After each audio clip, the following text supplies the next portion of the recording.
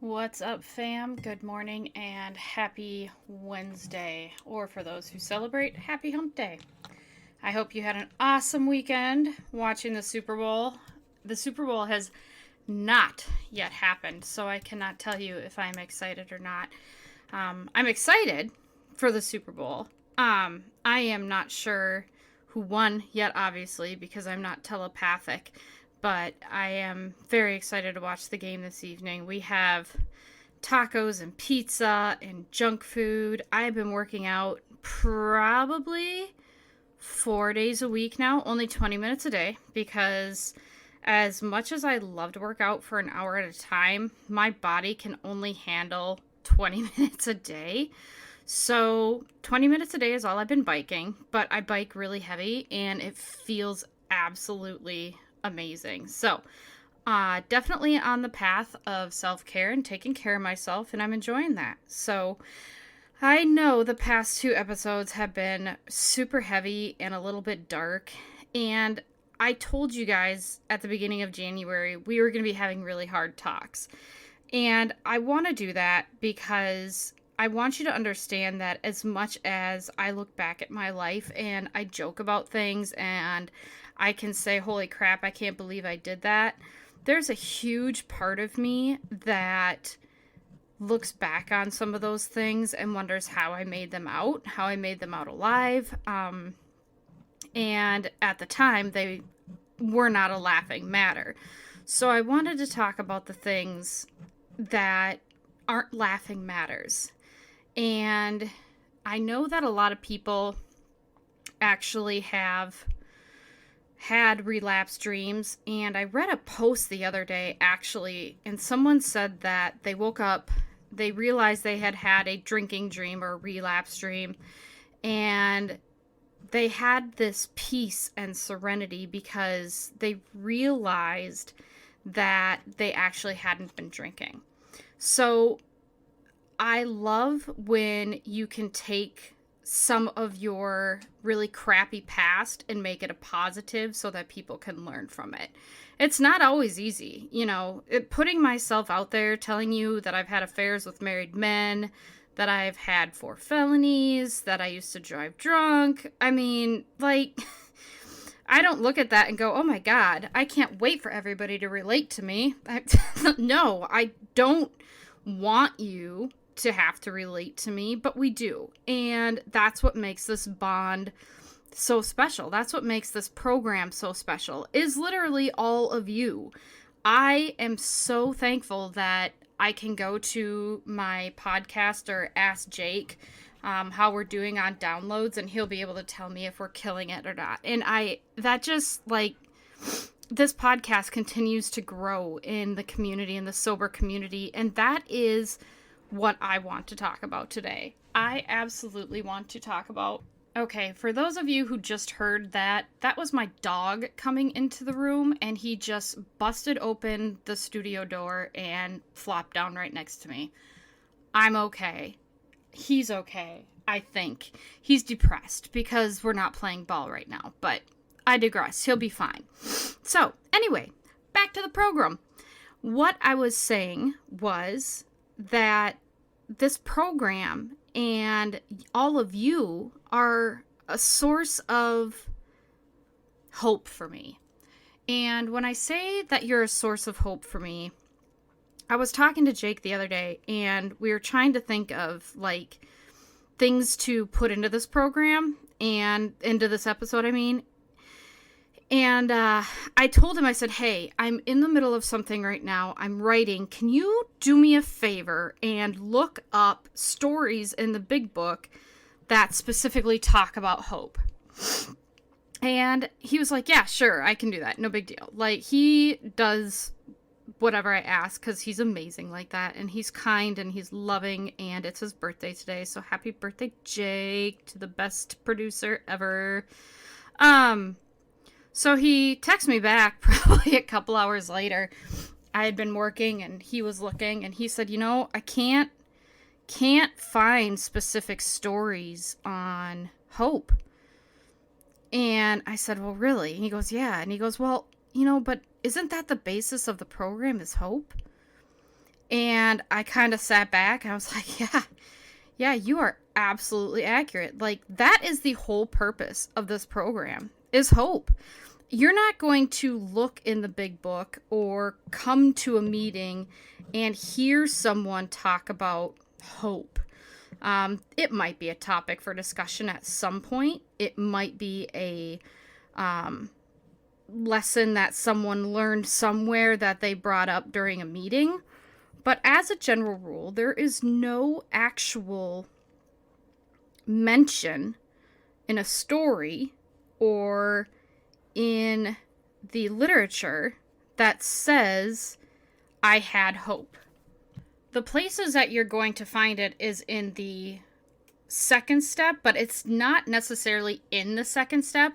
The second step is just a measure of hope, right? So the first step measures our despair. It deals with admission, acceptance, defeat, powerlessness. And so when we talk about the second step, we talk about a power greater than ourselves. And we hope that that power greater than ourselves can bring us to sanity, and we talk about our experience, our strength, and our hope. And I had an incident the other night, and I had a friend reach out to me and talk about a mental breakdown that they had. I have had, obviously, quite a few of these in my sobriety. It's hard to avoid, especially if you deal with mental health issues.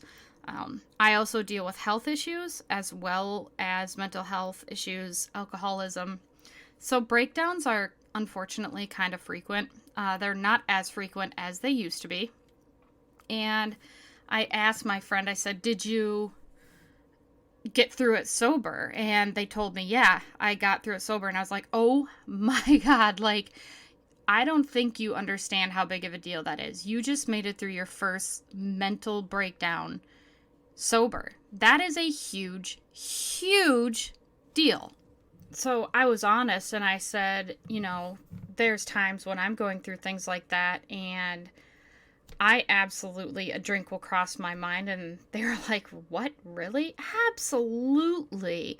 If any alcoholic tells you that a drink doesn't cross their mind, they're absolutely lying to you. Now, there is a caveat here, because when we were in a meeting a couple of weeks ago, we were talking about powerlessness over alcohol. We've had a lot of newcomers lately, which is so cool to me. I know that sounds weird that I'm happy that people are alcoholic, but I'm not. I'm very happy that people are finding a solution to their alcoholism.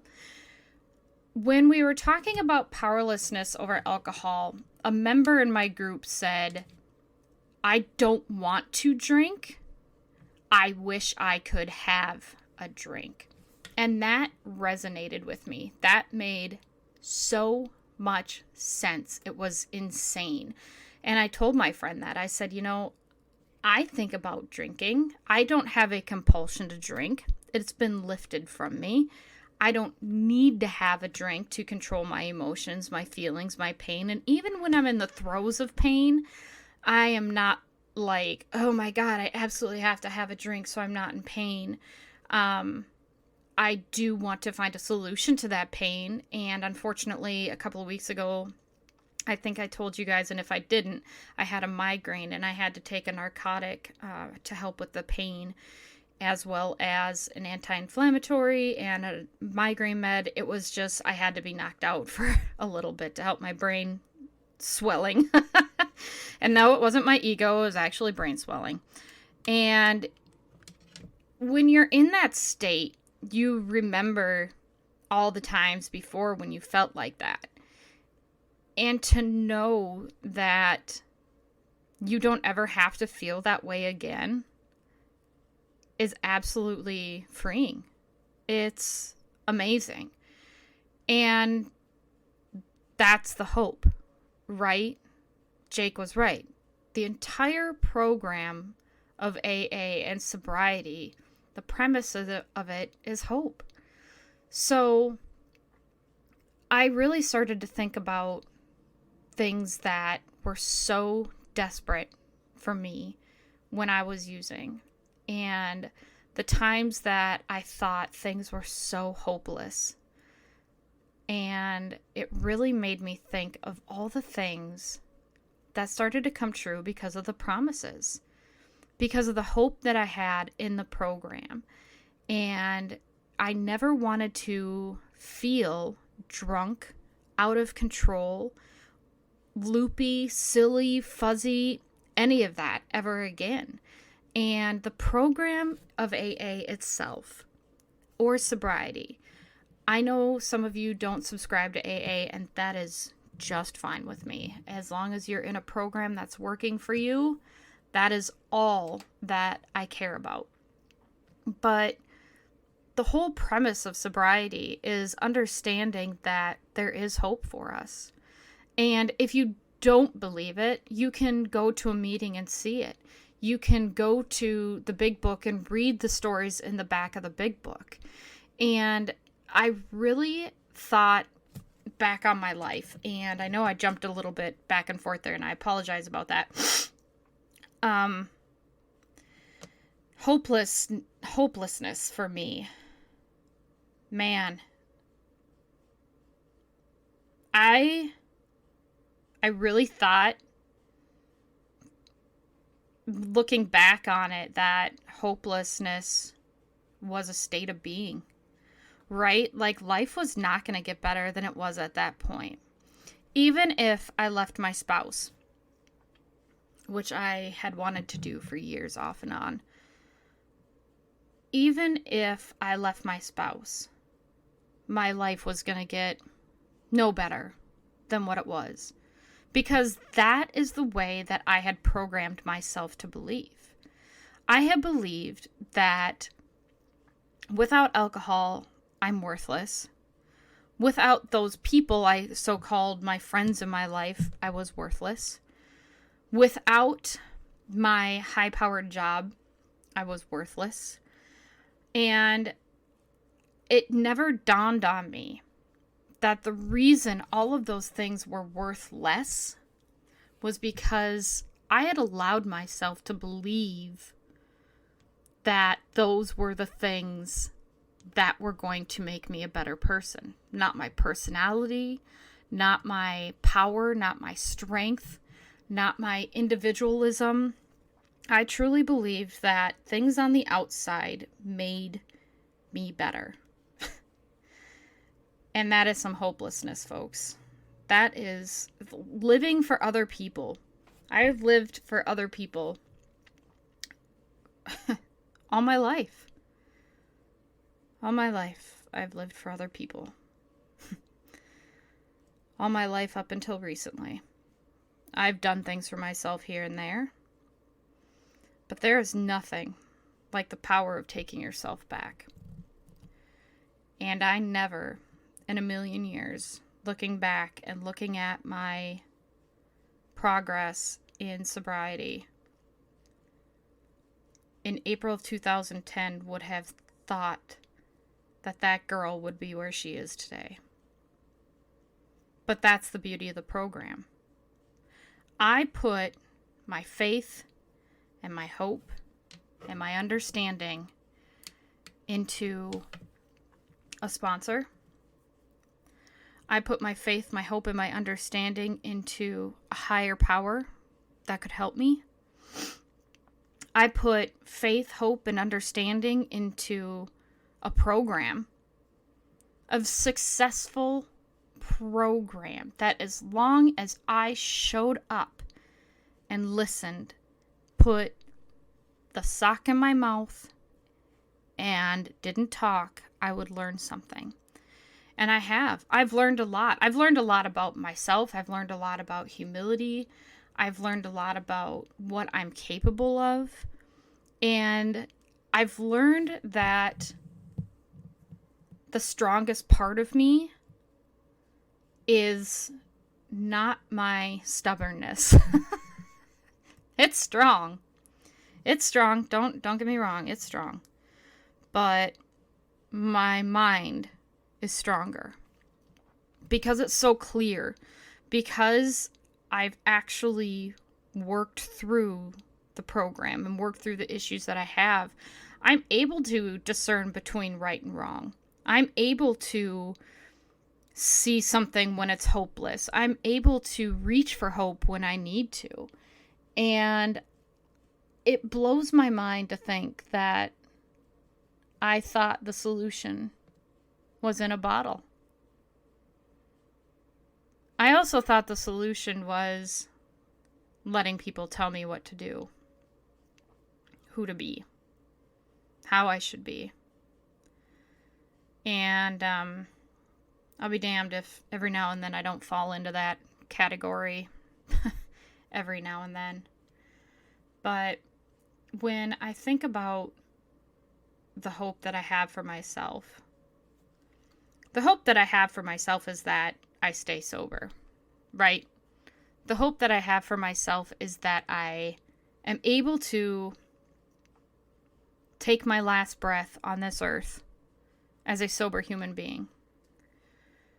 The hope that I have for myself is that I hope when you listen to this program that you know you're not alone.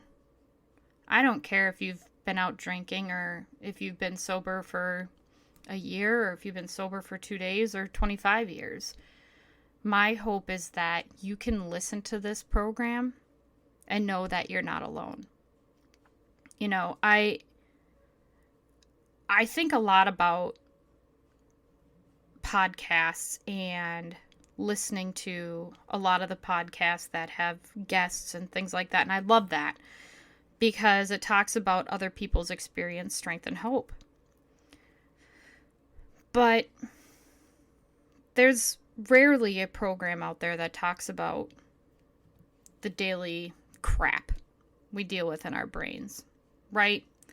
There's not many programs out there that the host is going to come on and tell you that they wish they could have a drink. But if I'm not honest with you, I'm not being honest with myself. And, you know, my hope is that you know that you have taught me to be honest with myself. And if you could see me right now, I am not dressed gloriously. I'm sitting here in a see-through t-shirt that is 2 times too big for me and a pair of, like, sleeping shorts. My hair's up. I'm a mess. But when I'm sitting here, I see all of your faces. And I see the people that just want to get better.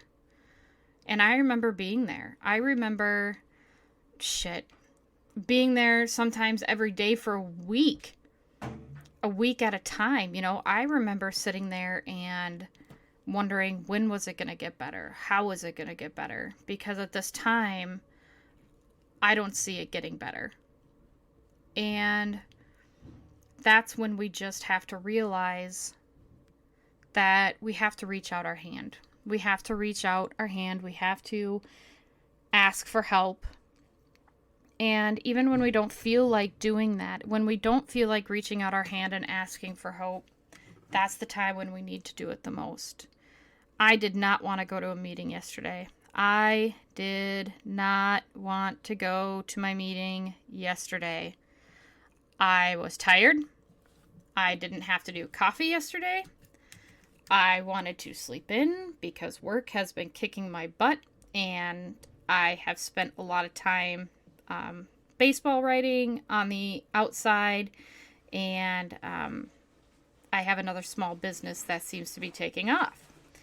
And so for me, I did not want to go to the meeting yesterday, but my husband has been going. Again, my husband's been going to the meetings with me, and he really enjoys them. I think he might be going through his own things, so he has been finding a lot of solace in just the program itself.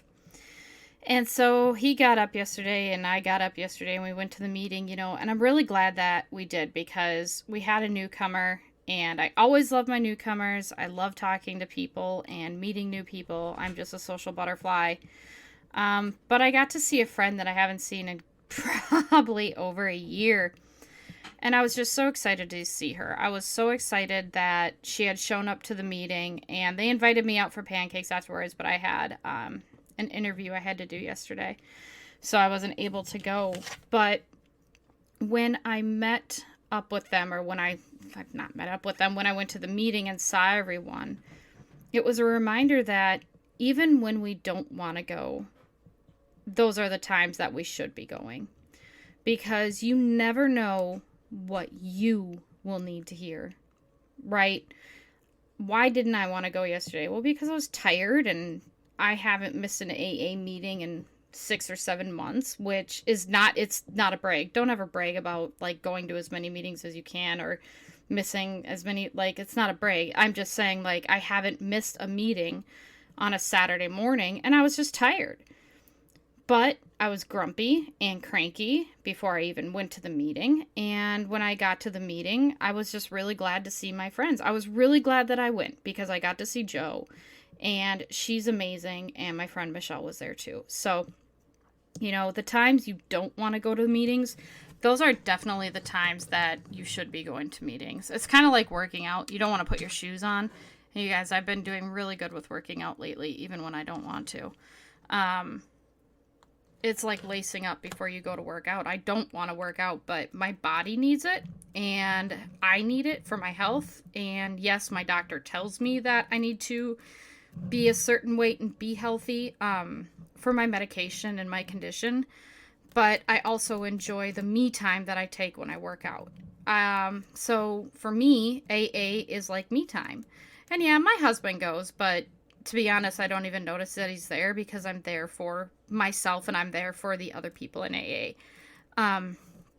We have an open group. There are some groups that are closed. So, you know, you can't always bring your spouse, but if there's an open meeting and your spouse is interested in going or your partner or, you know, whatever, and it's an open meeting, they can go. No one's stopping them and they don't have to speak up. They don't have to say anything.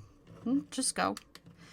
And there's so much hope in that room that even when we go and there's a newcomer, right, and we talk about step one or what it was like for us in the beginning, when we have that opportunity to go over step one or the beginning,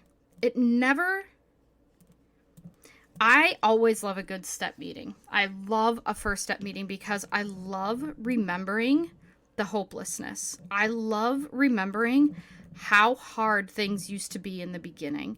It doesn't make me upset to talk about the same thing every week because you don't hear the same thing every week. It's kind of like going to church, right? You can go into church and they're going to talk about God, but they're going to talk about different aspects of God, right? They're going to talk about the things God did for Noah and his family. They're going to talk about Job. They're going to talk about I can't even think, you guys, the creation of earth, for one thing. So even though you go to church to hear about God, you're going to hear about different versions of God. And just when you think you've heard everything, you haven't. Or just when you think you've said everything, you haven't. There's so many good things about a first step meeting. And that's what yesterday was. And it was full of hope and it was full of happiness and laughter. And I remember when I came into the rooms, I couldn't understand why everyone was happy and why everyone was laughing, because I certainly wasn't happy and I certainly wasn't laughing. And I could not for the life of me understand what in the hell was wrong with people. And I just knew that I wanted to be that happy someday. I just knew that I wanted whatever they had. And what's really weird is I got it.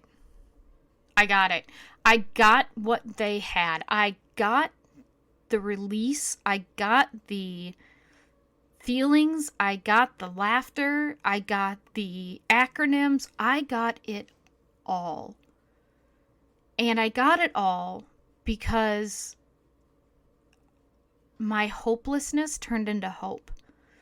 the more I came back, the more I saw, the more I heard, the more I understood that my hopelessness could turn into hope. And it's never really the end unless you want it to be, unless you let it be. And I, at one point, wanted it to be the end. I was tired of hurting. I was tired of being in pain. And even though I didn't think when I first came in the rooms that I was an alcoholic, I couldn't think of anything else. I couldn't think of anything else in the world that was hindering my life the way alcohol was. And when I was recording the episode a couple of weeks ago on fear, it really dawned on me that I didn't have a good grasp of the program until into year 7 or 8 because I hadn't fully surrendered until then.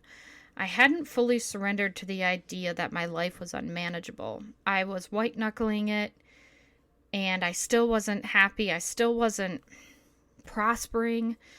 But even though I was sober, I was still in pain. And once I turned to my sponsor and said, when Brandon died, I turned to my sponsor and I said, please God help me. I don't want to end up like Brandon. And she did. Man, she waited patiently for 2 years. That woman's a fucking saint. Oh my God. Between her and my guardian angel, I feel so bad for them. She just absolutely changed my life for the better. And she gave me hope. My sponsor gave me hope. And she gave me understanding, and she showed me patience and grace and love. Do I wish I could have gone back and had a sponsor earlier that I actually liked? Yeah, absolutely. Of course I want a sponsor that I actually liked. But because I was stubborn and a pain in the ass, I just wasn't. I thought as long as I just put the plug in the jug, I'll be good. But man, you guys, there is no hope in just putting the plug in the jug. I'm telling you that right now. There is absolutely no hope in just stopping drinking. You have to find a program that has a solution to help you deal with life on life's terms. Because if you don't, I can guarantee you, that as much as I am a one chipper, that had I actually continued to white knuckle it and didn't ask for help after Brandon died, I guarantee you I would have drank. And I'm not saying, like I did early in the program, I wished I would have had a drink. No, I would have wanted that drink because I was subjecting myself to so much pain, unneeded pain, emotional pain, physical pain. There was just so much between 2018 and 2019 that, God, I hated. I hated so bad. And, I just absolutely wanted to numb that pain. But because there was someone there for me that showed me what life was like in sobriety, she showed me on the daily her hope. She showed me on the daily her solution. When I was ready, I was like, yes, please help me. And she took me under her wing. She's like, okay. So there's hopelessness in the beginning. There's hopelessness in the middle. There's hopelessness if you truly, truly do not give yourself to this simple program. This program. If you do, what is it called? Jake, you're going to have to delete all this, hemming and hawing. I'm really sorry.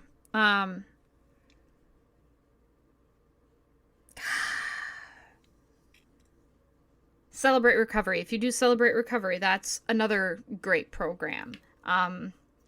There's things out there for people that don't subscribe to AA, but a majority of us do, and that's what I love.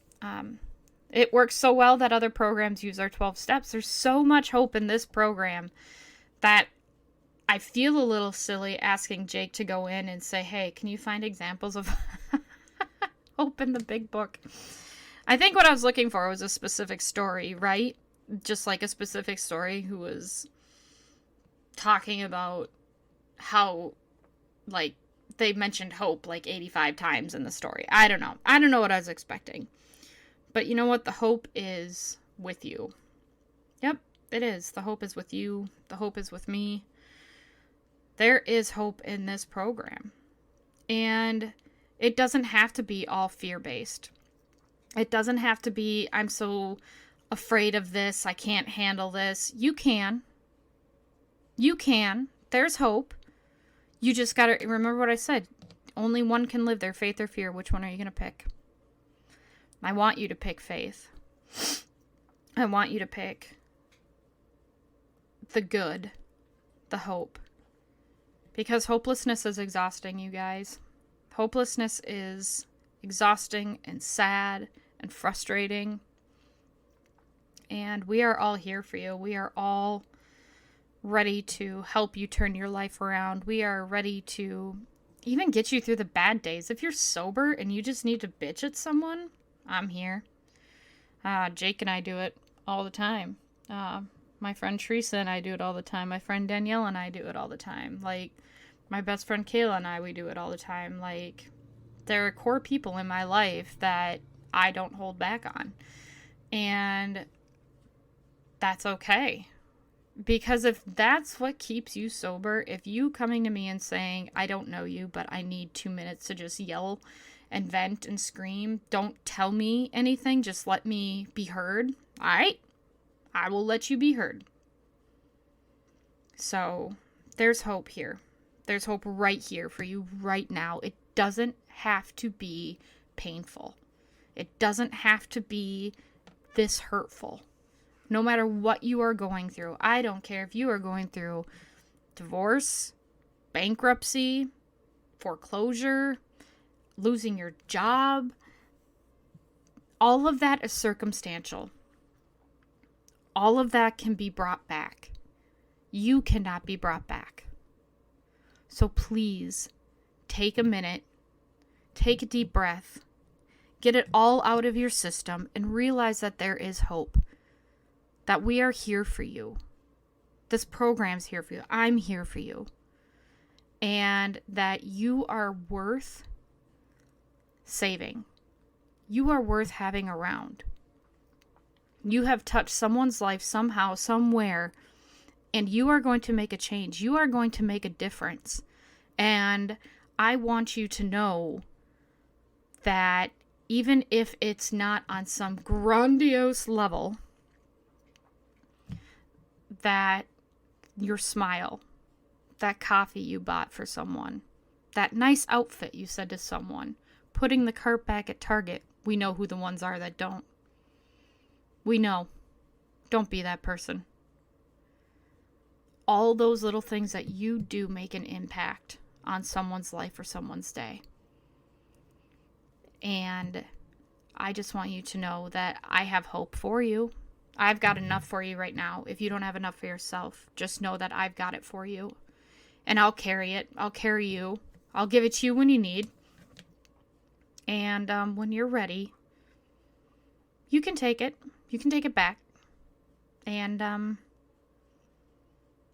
just know that the hopelessness, it goes away.